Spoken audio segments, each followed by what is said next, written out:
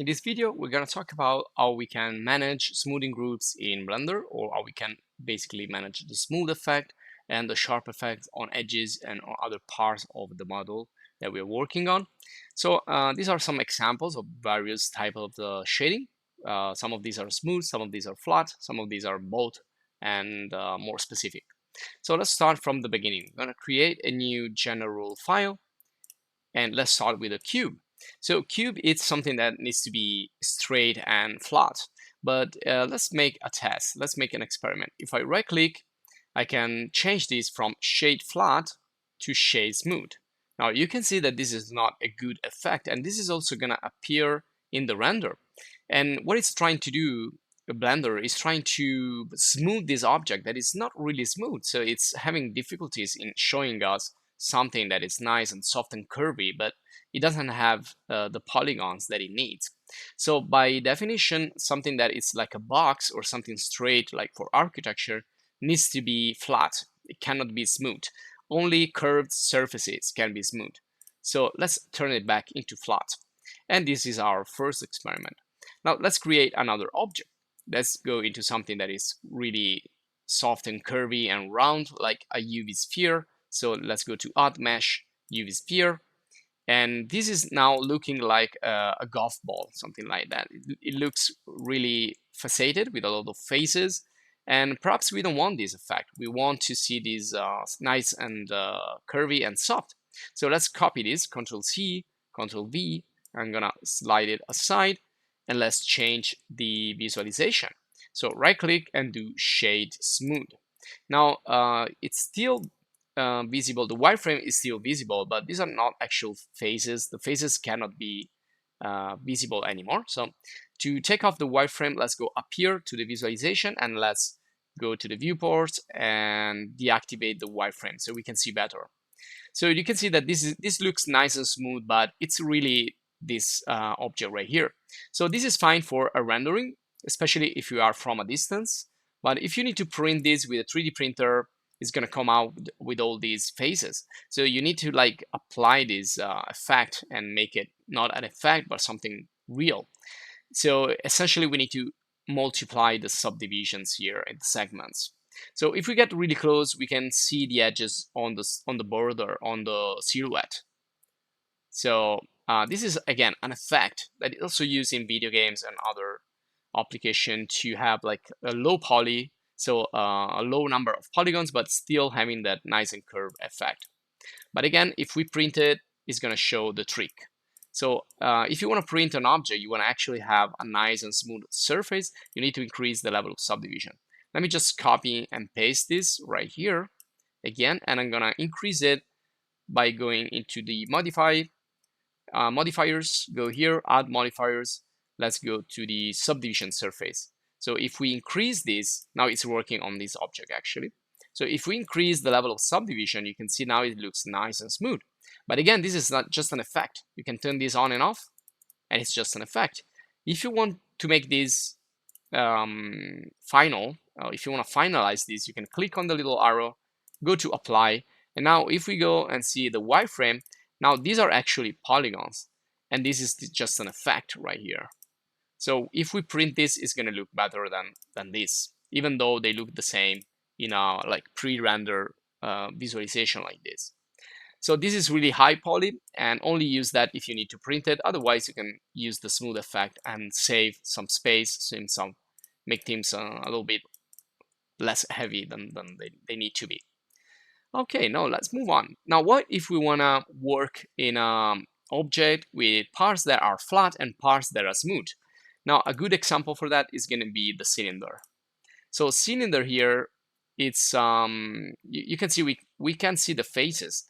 Now we can adjust this by going here and increasing the number of vertices. Now, of course, you cannot smooth something like this or something like this. You need at least a little bit of segments. But again, if you want to print it, you may want to bump this value really high so that you can actually see that it's a kind of a curve, but it's not a curve. You need to be really close to see the faces. But if you increase this even more, you print this, it's going to be a perfect cylinder. So if we want to apply the effect of the smooth to save some space again and make the scene less heavy, let's decrease the number of vertices, and then we apply a smooth. So if I right click and say, okay, let's smooth this with the shade smooth, again, it's going to give me this problem that everything is being smoothed, and it's not good. Well, it's good for the side, but not good for the top and the bottom. So if you want to make this a little bit better, you want to have a nice looking cylinder, you can right click and go for the shade auto smooth.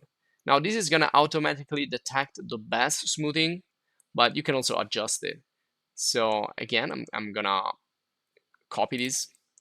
Well, actually I'm gonna create a new object that it's a little bit more complex, and it's the torus. So this one here, again, as the segments that you can adjust. Well, let's work with the smooth. So if I right click again and I say shade smooth, is going to be a perfect donut. Again, let me copy this.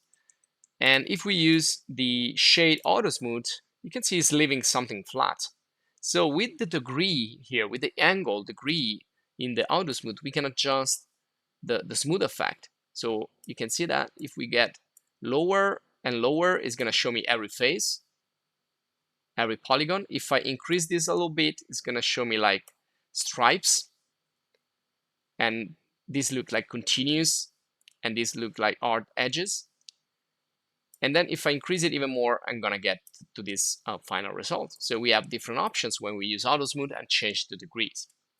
Now, other option that we have is to work with some parts of the object. So if I copy this and paste it right here, if I want to work with what are called smoothing groups, so I want to smooth only one part of the object, I need to select the part that I want to change the visualization of the smoothness. So if I go to edit mode now and select some of these faces, so it's going to be just a random selection like this.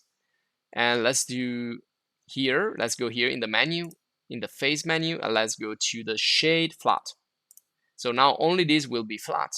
And if I go here the other way, also I can right click and select shade flat, same thing. So if I go outside the edit mode back to the object mode, I will be able to see that some parts are not have not been smoothed, and some parts yes. So you can specify which part you want to extrude and which part not. Now if we right click again and go to auto smooth, we can change this like the starting point, and we can make some more adjustments if we want. Now another way, let me just copy this once more, is to define the hard edges. So if I go here and go to select, and well, sorry, I need to be in the edit mode, and let's go here, deselect everything, and let's go to select, and let's go to sharp edges. So only select sharp edges. Okay, now it's selecting the faces actually. So we need to switch here to segments, and let's do it again. So I'm gonna go to select and select sharp edges. So you can see it's selecting all these edges, and we can fix those to make them stay sharp, even if we apply an auto smooth. And we can also arrange the sharpness. So if I change the sharpness, if I decrease the degree, it's gonna take more edges. If I increase the value, it's only gonna take few. So depending on what you wanna make hard edges.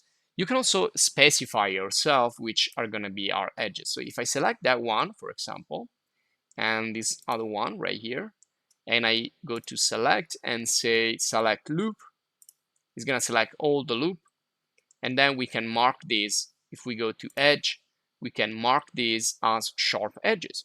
So we can do mark sharp, and we can also do the opposite. So if we go back to edge, we can clear the sharp. Now, if we mark this sharp, and again, let's go back to object mode, and let's do again an auto smooth, you can see that everything is smooth except that edge that remains sharp. So these are different tools and parameters that we can use to adjust the smoothing in our objects, the smoothing groups, the edges, and so on. And this will be all for this video guide. I hope you enjoyed and find it useful. If you did, please subscribe and stay updated with other videos. And if you want to thank us, you can join the channel as a supporter. So this will be all for this video. check out other Blender video course and other video courses and video guides for other 3D software. Thanks for watching. See you in the next.